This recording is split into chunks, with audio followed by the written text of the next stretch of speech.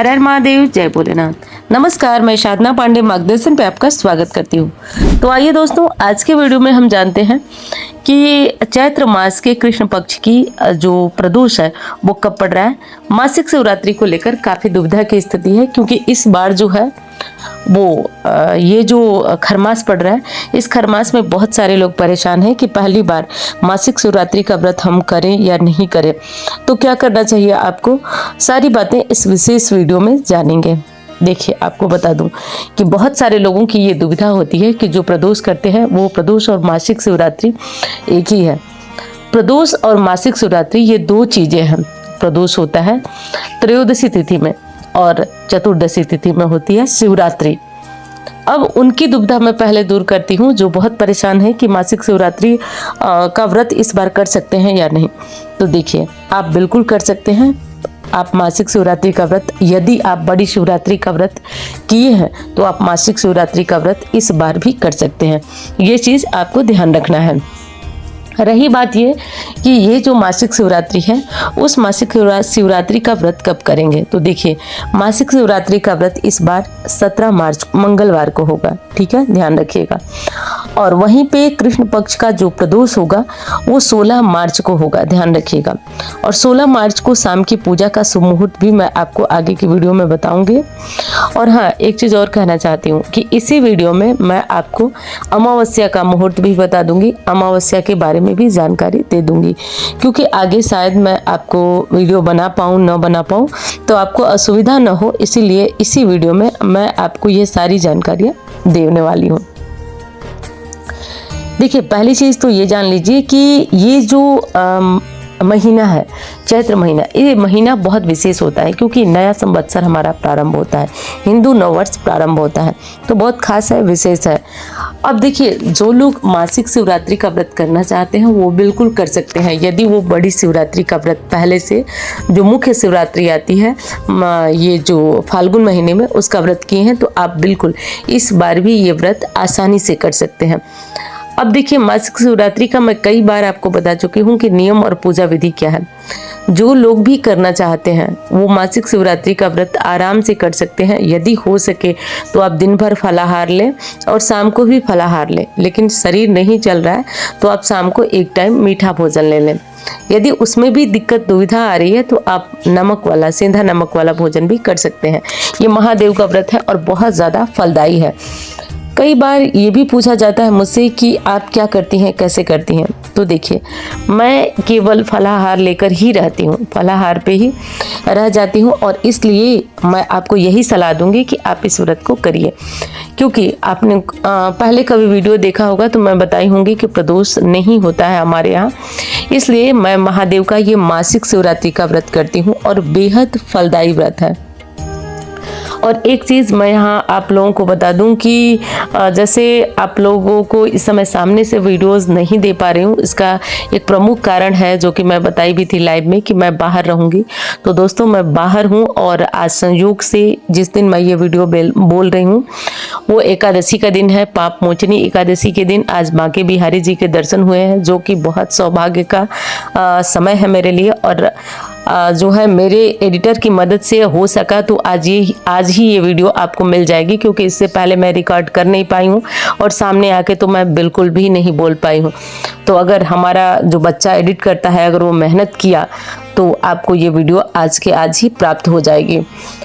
अब चलिए बात कर लेती हूँ कि और आपको क्या करना है। देखिए, प्रदोष आपको बता दी 16 तारीख को है, ठीक है, 15 को एकादशी है, वीडियो मैं आपको दी ही थी, और 16 को एकादशी है, ये ध्यान रखिएगा। अब इस बार जो है एकादशी पर आपने जो उपाय मैं बताई थी वो किया। प्रदोष पे भी मैं कुछ चीज़ें आपको बता देती हूँ, क्योंकि ये प्रदोष भी बहुत ज़्यादा विशेष है, बहुत ज़्यादा खास है। विशेष क्यों है? देखिए, सोम प्रदोष है। अब ये गलती आप लोग मत करिएगा कि जो पहली बार व्रत कर रहे हैं वो व्रत करें। आपको पहली बार कदापि ये व्रत नहीं करना है, ये ध्यान रखना है, ठीक है। पहले कभी आप करते आए हैं तो आप इस व्रत को करेंगे, नहीं तो आप कुछ भी नया नहीं करेंगे, ये ध्यान रखिए। अब जैसा कि आप जानते हैं 19 मार्च गुरुवार से नवरात्रि भी प्रारंभ हो रही है, तो मैं उसके लिए भी वीडियो आपको जैसे ही टाइम मिल रहा है मैं ज़रूर बनाऊंगी दोस्तों। और हाँ, मैं ये वीडियो तो नवरात्रि के लिए हमारे जो लोग हैं वो काफ़ी परेशान हैं कि नवरात्रि की वीडियो नहीं आ रही है, तो इसलिए मैं आपको यही अपडेट भी देना था मुझे कि मैं बाहर हूँ। जल्दी ही मैं 2-3 दिन में, मतलब नवरात्रि से पहले ही मैं घर पहुँचूँगी, और घर पहुँचूँगी तो प्रॉपर आपको वीडियोस आने लगेंगी। वैसे मैं प्रयास कर रही हूँ कि आपको जितनी हो सके, मतलब कोई भी चीज़ आपकी छूटे नहीं। अब आइए आपको बता देती हूँ कि हमारी जो ये अमावस्या है वो कब है। देखिए, अलग अलग पंचांगों में इस बार थोड़ा मतभेद की स्थिति है, ठीक है। अमावस्या जो है 19 तारीख को भी रह रही स्नान दान की, और ये 18 को भी रह रही है। कारण बताती हूँ। चैत्र मास की अमावस्या तिथि क्या प्रारंभ हो रहा है सुबह 8:25 से, ठीक है, और 19 मार्च को सुबह 6:52 पर समाप्त हो रही है। अब देखिए, यहाँ पे अमावस्या का जो नियम है वो लगभग दोनों दिन कर पड़ेगा। जैसे कि आपको ये नियम 18 मार्च को भी लेना होगा, क्योंकि सुबह 8:25 पर प्रारंभ हो रही है। और दूसरी चीज़ कि ये अगली सुबह 19 तारीख को 6:52 पर प्रारंभ हो रही है। अब देखिए, इसमें दुविधा आएगी, लेकिन मैं आगे नवरात्रि की वीडियो में ये क्लियर करूंगी कि अब देखिए, उदया तिथि की अमावस्या भी हमारी 19 को ही मिल रही है। ध्यान रखिए, 19 को अमावस्या मिल रही है और उदया तिथि के, और 18 को भी मिल रही है। अब आप पूछेंगे कि दीदी हम नियम किस दिन करें, तो देखिए, आप नियम दोनों दिन कर सकते हैं। तो अब फिर आपके मन में आएगा, जब नियम दोनों दिन करेंगे तो प्रतिपदा जो कलश स्थापना होगी वो कैसे करेंगे। बिल्कुल, सुबह के टाइम में आप अमावस्या का नियम कर लीजिए, उसके बाद आप प्रतिपदा यानी जो कलश स्थापना है वो कर लीजिएगा। और रही बात ये कि जो पीपल पूजा वगैरह है वो आप कब करेंगे, तो देखिए, पीपल पूजा आप 18-19 दोनों में कर सकते हैं, बस टाइम का ध्यान रखिएगा। 18 तारीख को टाइम आपका रहेगा सुबह 8:25 से के बाद, और ठीक है। और अगर 19 को करना चाहते हैं तो 19 को 6:52 से और 6:53, मतलब 6:52-53 के पहले कर लीजिएगा सुबह सुबह। तो ये चीज़ आपको ध्यान रखना है। अब देखिए, अलग अलग पंचांगों में इसके लिए दुविधा की स्थिति है, लेकिन मैंने आपको स्पष्ट बिल्कुल क्लियर बताया है, जो कि चीज़ आपके सामने है, ठीक है। ये बात आप बिल्कुल ध्यान रखिएगा। अब देखिए, उदया तिथि के अनुसार तो आपको जो स्नान दान की अमावस्या 19 मार्च को करना चाहिए, तो जो स्नान का नियम है वो कर लीजिएगा। अब आपको बताती हूँ कि अब यहाँ पे बड़ी दुविधा आएगी, क्योंकि कलश रखना है सबको नवरात्रि का, तो हम बाल किस दिन धोएं। बाल जो है, अगर हम 19 मार्च को 18 मार्च को धोते हैं तो उस दिन भी अमावस्या लग जाएगी, बुधवार का दिन है। 19 मार्च को कैसे धोएंगे, तो देखिए, 18 मार्च को आप सुबह सुबह बाल धो सकते हैं। ध्यान रखिए, 18 मार्च को सुबह 8:25 से पहले आप बाल धो सकती हैं। हाँ, रही बात 19 मार्च को किसी तरह से पीरियड्स वगैरह या कोई भी दिक्कत है, या आपने नहीं धोया 18 को, 19 मार्च को धोना चाहते हैं आप, तो 19 मार्च को थोड़ा सा आपको क्या करना है, हल्दी डाल करके सिर पे और नहा लेना है।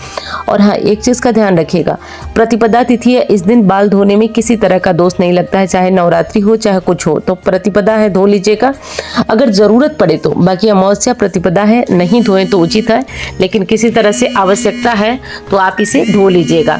ये विशेष बात आपको ध्यान रखना है, ये चीज़ आपको ध्यान रखना है। और बाकी चीज़ें तो दोस्तों सब कुछ सही है। अगर टाइम रहा तो मैं आपके लिए उपायों की वीडियो ज़रूर लाऊंगी। और चलिए, प्रदोष काल पूजा का सुमुहूर्त बता देती हूँ, तो 6:33 से और 6:39 तक है। और दोस्तों, यही तक थी हमारी वीडियो पसंद आई हो तो लाइक करिएगा, चैनल को आपने सब्सक्राइब नहीं किया तो ज़रूर करिएगा। मैं मिलती हूँ अन्य वीडियो में।